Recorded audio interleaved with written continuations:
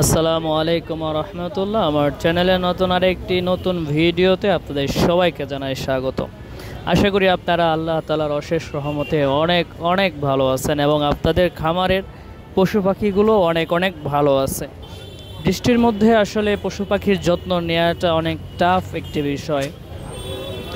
বৃষ্টির মধ্যে বিশেষ করে আমাদের গ্রাম অঞ্চলের যে মানুষগুলো থাকে তারা যে পশু পাখিগুলো লালন পালন করে এগুলো নিয়ে ভেজাল।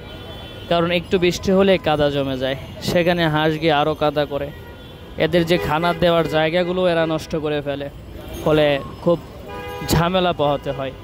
কিন্তু তারপরেও তো কিছু করার থাকে না, যেহেতু এগুলো লালন পালন করে, তাহলে অবশ্যই এটা মানিয়ে নিয়েই কাজ করতে হবে।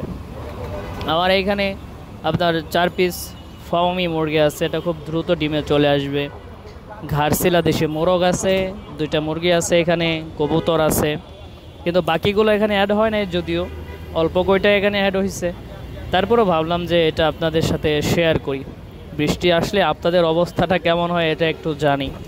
বৃষ্টির মধ্যে আপনারা কিভাবে আপনাদের পশু পাখির যত্ন নেন এটা একটু জানাবেন ইনশাআল্লাহ। যদি কোনো বিষয়ে আপনাদের জানার ইচ্ছে থাকে অবশ্যই ভিডিওতে কমেন্ট করবেন, আমি চেষ্টা করব আপনাদের সুন্দর সুষ্ঠু সমাধান দেওয়ার জন্য। সবাইকে ধন্যবাদ।